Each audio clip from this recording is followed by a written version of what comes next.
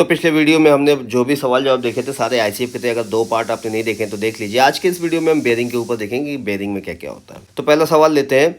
देखिए, जो ये सारे पीडीएफ है ना, इसमें इतने इंपॉर्टेंट सवाल हैं कि अगर आप इन पीडीएफ को देख लेते हो तो आईसीएफ से रिलेटेड और कोई भी पीडीएफ देखने की जरूरत नहीं है। आईसीएफ से जुड़े हुए जितने भी सवाल जवाब हैं, इन सारे पीडीएफ में आपको सारे सवाल जवाब आ गए। सारे सवाल जवाब, एक भी सवाल नहीं छूटा है। आप इस चीज़ का ध्यान रखिएगा। तो पहला सवाल, which type of grease used in roller bearing in ICF coach. ICF coach के रोलर बेरिंग में किस प्रकार के ग्रीस का उपयोग किया जाता है। 4 ऑप्शन है, सर्वो 20, लिथियम बेस, सर्वो 40 और ग्रेफाइट 20। तो जो हमारा रोलर बेरिंग होता है आईसीएफ कोच का, उसमें लिथियम बेस यहाँ पे बेरिंग जो ग्रीस है उसका इस्तेमाल किया जाता है। सवाल number 2, what quantity of grease filled per axle box of SKF making bearing. SKF निर्मित बेरिंग के एक्सल बॉक्स को भरने के लिए कितने मात्रा में ग्रीस की ज़रूरत पड़ती है। जो एसकेएफ है कंपनी का नाम है जो कि बेरिंग बनाती है। दुनिया की सबसे अच्छी बेरिंग मेकिंग कंपनी होती है एसकेएफ। तो एसकेएफ बेरिंग वाले जो एक्सल बॉक्स होते हैं उसमें कितने ग्रीस की ज़रूरत पड़ती है उसको भरने के लिए। 4 ऑप्शन है, 1.75 किलोग्राम, 2 किलोग्राम, 2.25 किलोग्राम और 2.5 किलोग्राम। तो राइट आंसर आएगा यहाँ पे option B, 2 kilogram. 2 kilogram grease की ज़रूरत पड़ती है। सवाल number 3, what quantity of grease filled per axle box of other than SKF making bearing. SKF निर्मित बेरिंग के एक्सल बॉक्स को छोड़ के किसी अन्य मेकिंग एक्सल बॉक्स वाले बेरिंग में ग्रीस की मात्रा कितनी होती है। अभी ऊपर वाले सवाल में हमने देखा था कि जिस एक्सल बॉक्स में एसकेएफ की बेरिंग लगी होती है उसमें जो ग्रीस की मात्रा होती है 2 किलोग्राम होती है। अब अगला सवाल जो है, सवाल नंबर 3, वो ये है कि ऐसे एक्सल बॉक्स जिसमें एसकेएफ की बेरिंग नहीं लगी होती है, एसकेएफ के अलावा किसी और बेरिंग को इस्तेमाल किया जाता है, उसमें ग्रीस की जो क्वांटिटी है वो कितनी होती है। तो 4 ऑप्शन है, 1.75 किलोग्राम, 2 किलोग्राम, 2.25 किलोग्राम और 2.5 किलोग्राम। राइट आंसर ए हो जाएगा, 1.7 किलोग्राम ग्रीस की ज़रूरत पड़ती है। सवाल number 4, maximum permissible radial clearance of for SKF making bearing in service is. उपयोग किए जा रहे एसकेएफ निर्मित बेरिंग के लिए अनुमत अधिकतम रेडियल क्लियरेंस कितना होता है। 4 ऑप्शन यहाँ भी दिए गए हैं, 0.33 mm, 0.56 mm, 0.270 mm और 0.295 mm। तो इसका राइट आंसर हो जाएगा ऑप्शन ए, 0.33 mm। सवाल number 5, maximum permissible radial clearance for NBC make bearing in services. अभी ऊपर जो सवाल था वो एसकेएफ मेक बेरिंग का था और ये एनबीसी मेक बेरिंग के लिए ये सवाल है। तो यहाँ पे भी 4 ऑप्शन है, 0.33, 0.56, 0.270 और 0.295। तो देखिए यहाँ पे जो रेडियल क्लियरेंस होता है एनबीसी मेक बेरिंग का, तो वो होता है 0.295, यानी ऑप्शन में देखें तो डी ऑप्शन इसका राइट हो जाएगा। और अगर एसकेएफ निर्मित बेरिंग की बात हो तो एसकेएफ में हो जाता है 0.33 mm। ठीक है, 0.33 mm हो जाता है और यहाँ पे हो जाता है 0.295 mm। सवाल number 6, radial clearance of SKF roller bearing is. SKF roller bearing का रेडियल क्लियरेंस कितना होता है। तो कितने से कितने के बीच में होता है रेडियल क्लियरेंस। तो यहाँ पे हम देख लेते हैं, 4 ऑप्शन है, 0.105 से 0.2096, 0.08 से 0.185 और 0.080 से 0.190 और डी है 0.120 से 0.200 mm। तो राइट आंसर हो जाएगा यहाँ पे ऑप्शन ए, 0.105 से 0.296। ये होता है रोलर बेरिंग का radial clearance, SKF roller bearing का रेडियल क्लियरेंस। चलिए अगला सवाल, सवाल number 7, radial clearance of NBC roller bearing. अब यहाँ पे ऊपर पूछा गया था एसकेएफ रोलर बेरिंग का और यहाँ पे पूछा जा रहा है एनबीसी का रेडियल क्लियरेंस। तो इसका राइट आंसर हो जाएगा ऑप्शन सी, 0.080 से 0.190। सवाल number 8, Uhlenfeld ring is soaked in cylinder oil grade 66 for 30 to 40 minutes at dash temperature before use. ऊन से बनी जो फेल्ट रिंग होती है, उलन फेल्ट रिंग होती है, उसको 66 ग्रेड सिलेंडर ऑयल में कितने तापमान पे 30 से 40 मिनट डुबोकर रखने के बाद काम में लिया जाता है। जो 66 का ऑयल ग्रेड होता है उसमें उसको डुबा कर रखा जाता है वुलन फेल्ट रिंग को, और इसको 40 मिनट 30 से 40 मिनट तक डुबा कर रखा जाता है। अब यहाँ पे पूछा जा रहा है कि उस ऑयल का टेम्परेचर कितना होता है जिसमें इसको डुबा के 30 से 40 मिनट रखा जाता है। तो राइट आंसर हो जाएगा यहाँ पे बी, 40 से 50 डिग्री सेंटीग्रेड का टेम्परेचर होता है उस ऑयल का, जिसमें कि फेल्ट रिंग को डुबा के 30 से 40 मिनट तक रखा जाता है इस्तेमाल करने से पहले। चलिए सवाल number 9, What type of roller bearing is fitted in ICF bogie wheel. ICF bogie wheel में फिट किए गए रोलर बेयरिंग किस प्रकार के होते हैं। देखिए ऐसे बहुत सारे इसमें जितने भी सवाल है ना, अगर आप इस पीडीएफ को देखेंगे उसके बाद अगर आप प्रीवियस ईयर्स के क्वेश्चन आंसर देखोगे तो आपको दिखेगा कि सारे तो इसी में से आते हैं। जितने भी ICF से जुड़े सवाल है सारे सवाल इन्हीं पीडीएफ से आएंगे जो मैं अभी पिछले 2-3 दिन से बना रहा हूँ, 2-3 बार से बना रहा हूँ। तो यहाँ पे पूछा जा रहा है ICF बॉगी व्हील में फिट किए गए रोलर बेयरिंग किस प्रकार के होते हैं। Single row aligned spherical roller bearing, या फिर double row self aligned spherical roller bearing, double row self aligned spherical roller bearing, या फिर single row self aligned spherical roller bearing. तो यहाँ पे राइट आंसर बी होगा, double row self aligned spherical roller bearing. इसका इस्तेमाल होता है ICF बॉगी के अंदर। तो ये बेयरिंग से जुड़े हुए जितने भी सवाल थे यहाँ पे आ गए। अब आगे देखते हैं। देखिए ये काफ़ी इंपॉर्टेंट यहाँ पे ये डाटा है ये ICF का, तो क्वेश्चन बैंक बहुत ज़रूरी है। तो अंडर गियर एंड बॉगी, अब ये ICF का अंडर गियर और बॉगी, यहाँ पे कंफ्यूज मत होइएगा, ये सिर्फ ICF की सीरीज़ चल रही है। इसके बाद हम LHB की देखेंगे। तो यहाँ पे ICF का है ये अंडर गियर और बॉगी। बहुत इंपॉर्टेंट सवाल आने वाले हैं। पहला सवाल, what capacity of the equalising stay of the शताब्दी एक्सप्रेस। शताब्दी एक्सप्रेस में जिन बॉगी का इस्तेमाल किया जाता है और उनके अंदर जो इक्वलाइजिंग स्टे रॉड होते हैं उनकी यहाँ पे कैपेसिटी पूछी जा रही है। तो 4 ऑप्शन है, 22 टन, 20 टन, 16 टन और 14 टन। राइट आंसर हो जाएगा 16 टन। जो इक्वलाइजिंग स्टे रॉड होती है उसकी क्षमता 16 टन होती है। और ये इक्वलाइजिंग स्टे रॉड कहाँ होती है, अपर जो लोअर बोलिस्टर का लोअर प्लैंक और यहाँ पे बोलिस्टर के अपर प्लैंक के बीच में लगा होता है। बोलिस्टर के लोअर प्लैंक और बोलिस्टर के अपर प्लैंक के बीच में लगा होता है इक्वलाइजिंग स्टे रॉड। इस चीज का ध्यान रखिएगा। चलिए सवाल number 2, what is the maximum permissible clearance between brake gear pin and bush. Brake gear pin और बुश के बीच में अधिकतम अनुमेय क्लियरेंस कितना होता है। जो बुश होता है और बुश के अंदर पिन होता है, तो बुश और पिन के बीच में जो गैप होता है वो परमिशिबल कितना है, उससे ज़्यादा नहीं होना चाहिए। तो इसका राइट आंसर हो जाएगा 1.5 mm।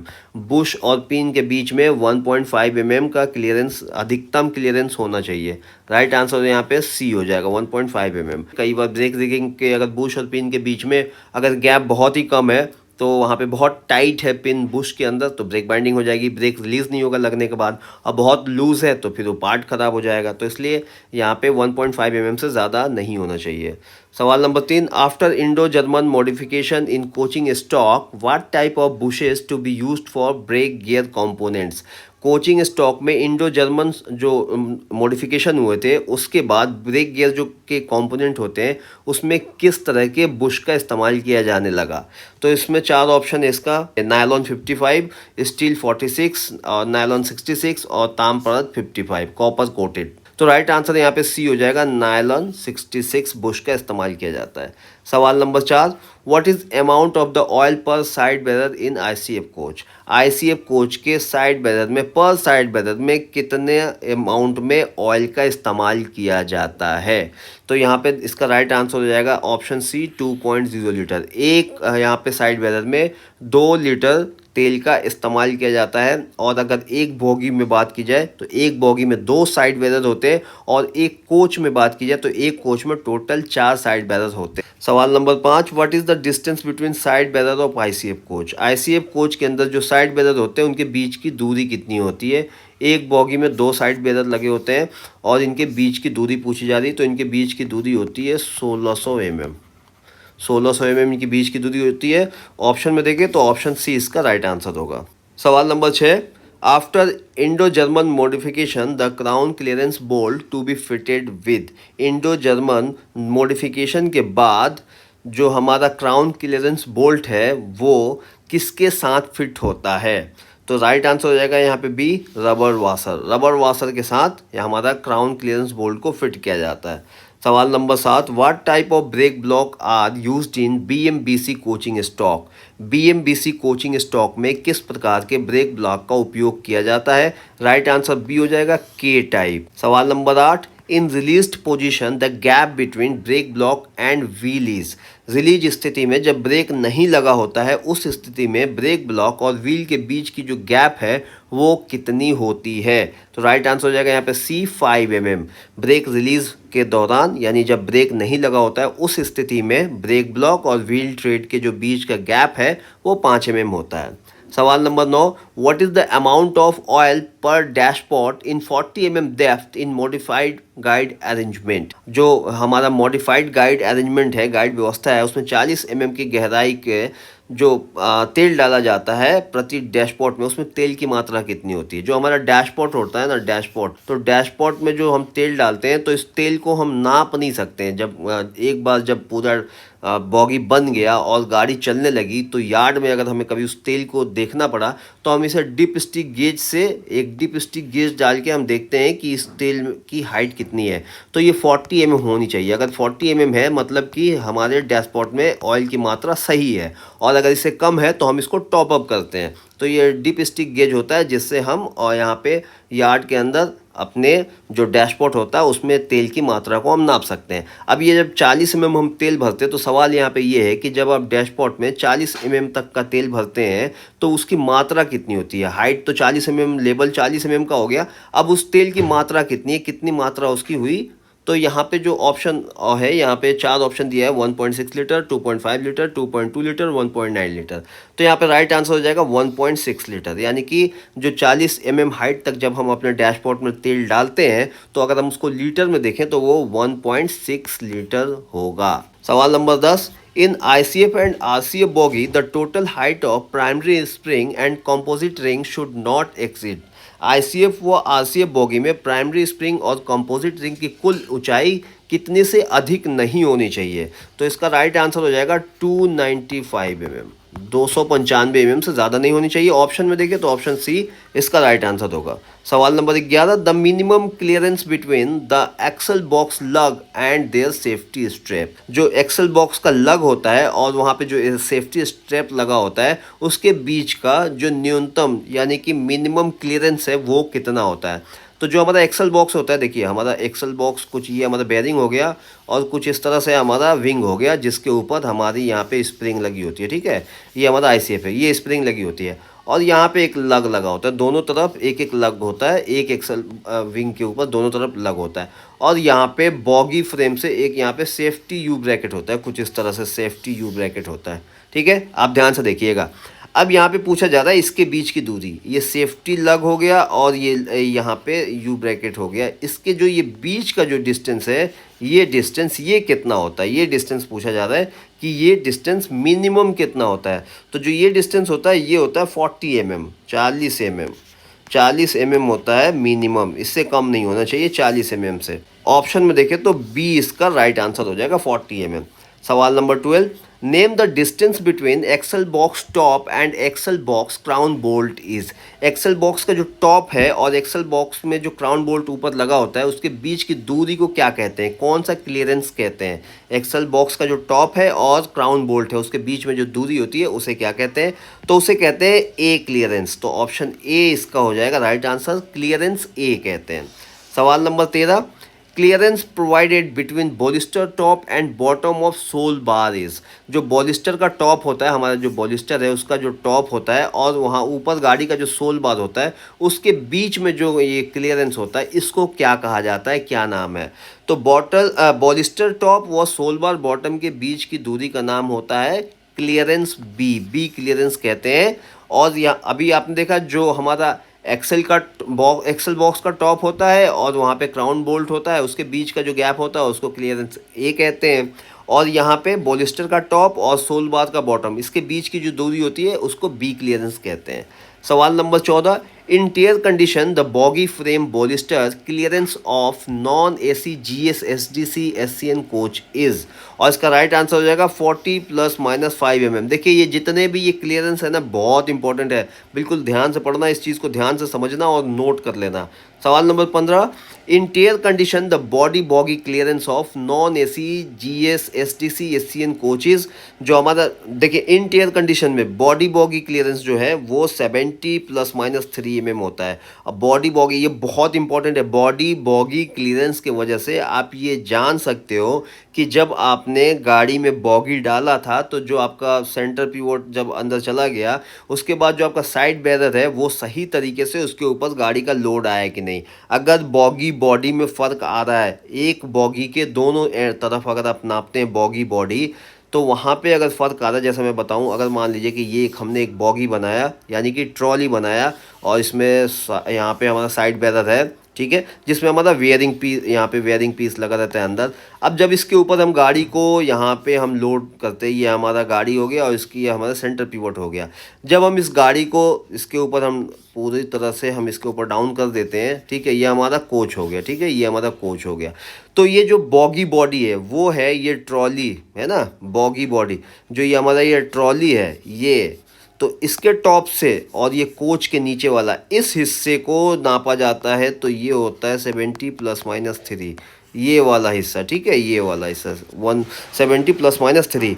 और अगर मान लीजिए कि आपने एक ही ट्रॉली के दोनों तरफ नापा, इधर 70 आया और इधर 85 आ गया, 85 आ गया, ठीक है, तो इसका मतलब ये हुआ कि यहाँ का जो ब्राउन पीस है वो अपने सही जगह पे नहीं है, तो इसको हमें फिर लिफ्ट करके देखना होगा कि ब्राउन पीस सही जगह पे है कि नहीं है। तो ये बहुत इंपॉर्टेंट होता है। इसको समझने के लिए आपको एक बार जाके आईसीएफ में अगर अगर आपके आसपास कहीं शेड है, आयोच होता है, तो वहाँ पे एक बार जाके आप देखेंगे तो इसके बहुत अच्छे तरह से ये सारी चीज़ें समझ में आएगी, बहुत इंपॉर्टेंट है। सवाल number 16, the crown clearance A between the axle box crown and the bogie frame of GS SCN WCB BPH SPC coaches is, और इसका राइट आंसर हो जाएगा 45 ±3 mm।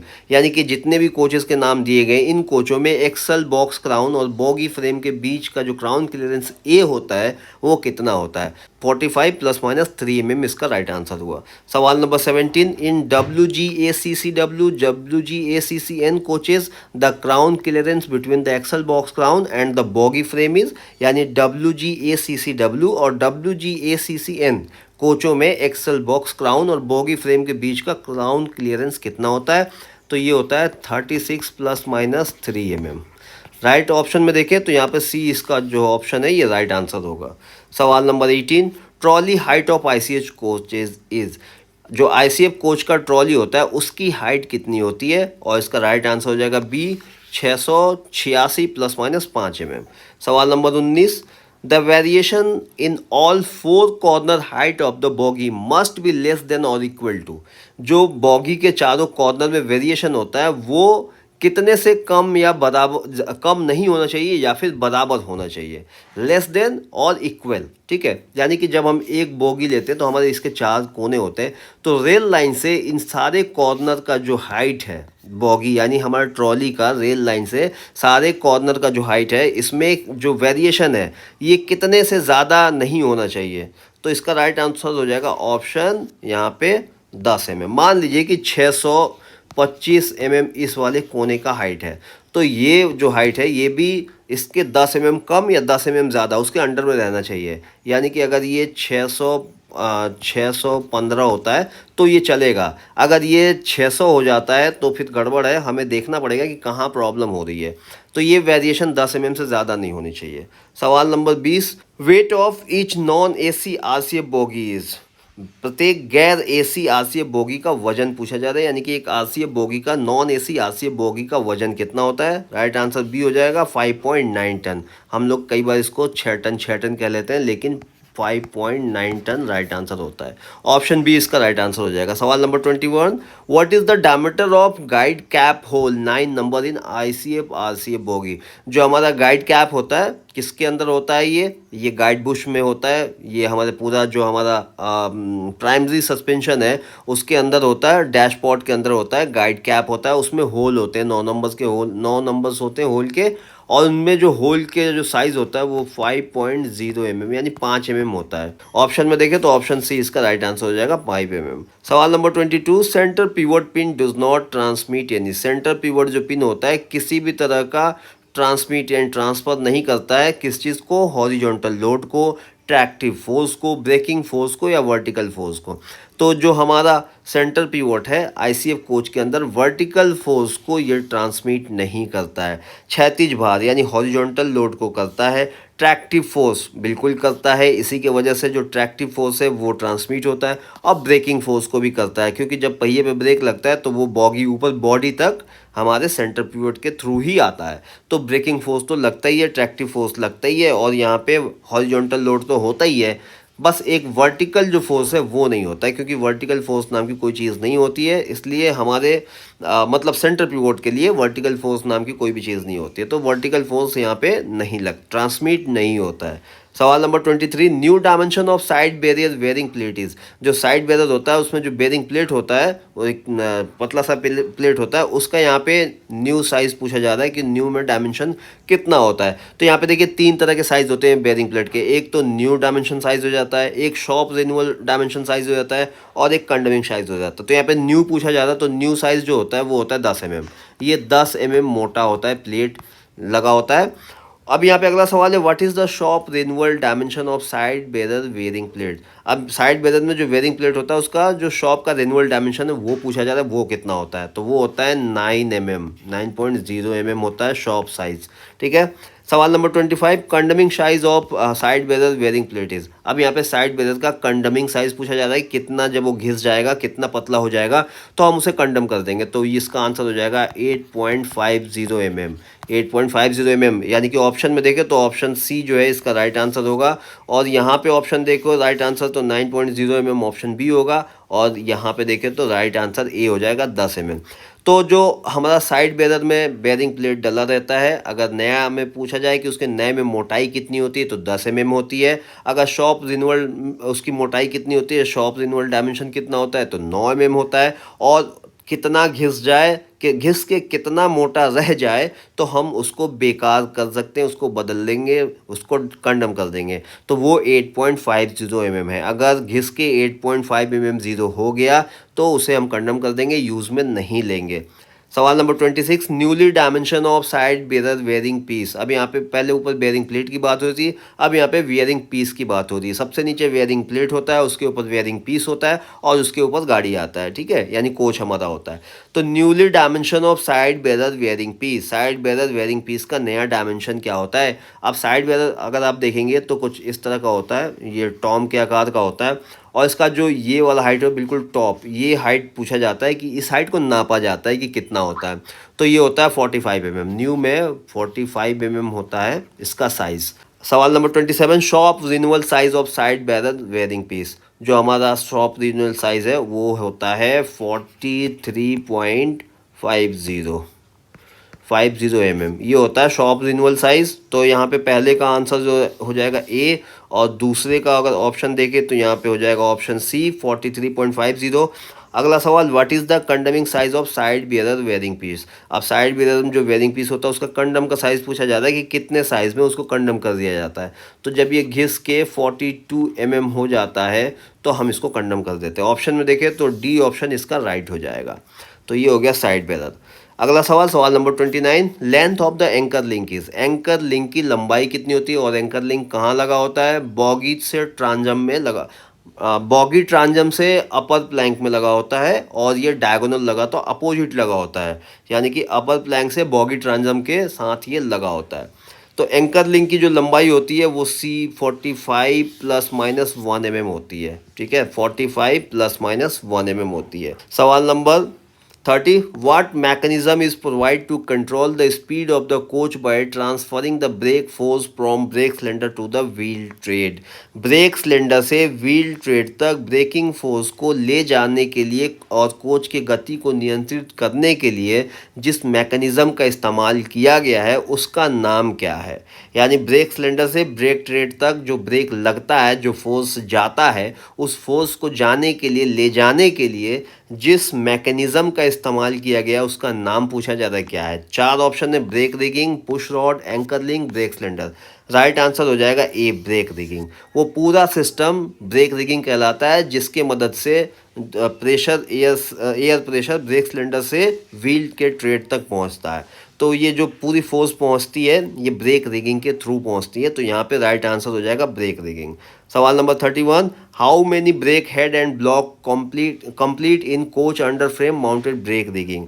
Coach under frame mounted brake rigging में समग्र रूप से कितने brake hand and brake block होते हैं, ब्रेक हेड और ब्रेक ब्लॉक होते हैं। तो यहाँ पे राइट आंसर हो जाएगा 16, ऑप्शन सी। एक बॉगी में यहाँ पे how many brake head and block complete in coach under frame mounted brake rigging. तो पूरे एक कोच की बात हो रही, पूरे एक कोच में कितना होता है, पूरे एक कोच में 16 होता है ब्रेक हेड और ब्लॉक, जिसे हम ब्रेक ब्लॉक कहते हैं और ब्रेक शू कहते हैं। तो brake shoe and brake block, तो इनकी टोटल संख्या 16 होती है एक कोच में। और अगर एक बोगी में बात करें तो एक बोगी में इनकी संख्या 8 होती है, एक बोगी में 8 होती है। और अगर एक व्हील, एक एक्सल पे बात करें, एक एक्सल पे इनकी संख्या 4 होती है। और अगर एक व्हील डिस्क की बात करें तो एक व्हील डिस्क पे इनकी संख्या 2 होती है। एक व्हील डिस्क पे इनकी संख्या 2 होती है, एक एक्सल पे इनकी संख्या 4 होती है। 2 एक्सल यानी कि एक ट्रॉली में इसकी संख्या 8 होती है। और पूरे अगर एक कोच की बात की जाए तो पूरे एक कोच में इनकी संख्या 16 होती है। तो राइट आंसर ऑप्शन सी, 16। सवाल number 32, how many adjusting link in coach bogie mounted brake system rigging. Bogie mounted brake system rigging हेतु कोच में कितने सामंजन लिंक होते हैं। राइट आंसर हो जाएगा इसका ऑप्शन 4। सवाल number 33, new size of hanger block top and bottom. जो हैंगर ब्लॉक होता है उसका new size top and bottom कितना होता है। राइट आंसर हो जाएगा इसका ए, 9.5 mm। सवाल number 34, what is the shop issue size of hanger block top and bottom. Right answer हो जाएगा सी, 8.5 mm। ये सारे बहुत इंपॉर्टेंट सवाल है, ये कहीं भी आपको देखने को नहीं मिलेंगे ये सारे सवाल जो इस PDF में आपको देखने को मिल रहे हैं। सवाल number 35, what is the wear limit of hanger block top and bottom. तो इसका राइट आंसर हो जाएगा 1.5 mm, ऑप्शन सी इसका राइट आंसर हो जाएगा। सवाल number 36, wear limit of BSS bracket. जो BSS हैंगर होता है उसका वियर लिमिट, घिसाई की सीमा, BSS ब्रैकेट की घिसाई की सीमा पूछी जा रही, क्या है। राइट आंसर हो जाएगा बी, 1.0 mm यानी कि 1 mm। सवाल number 37, longitudinal gauge for BSS bracket of 30 ton bogies. 13 ton bogie के BSS ब्रैकेट के लिए जो लॉन्गिट्यूडनल गेज होता है वो कितना होता है, वो हो जाता है 1400 ± 1 mm। Right answer option A हो जाएगा, 1400 ± 1 mm। सवाल number 38, longitudinal gauge of BSS bracket of 16.25 ton bogies, यानी AC कोचेज में जो 16.25 टन के बोगी लगते हैं उनके लिए BSS ब्रैकेट के लिए लॉन्गिट्यूडनल गेज कितना होता है। राइट आंसर हो जाएगा बी, 1500 ± 1 mm। तो ये बहुत इंपॉर्टेंट सवाल है, ध्यान से देखना।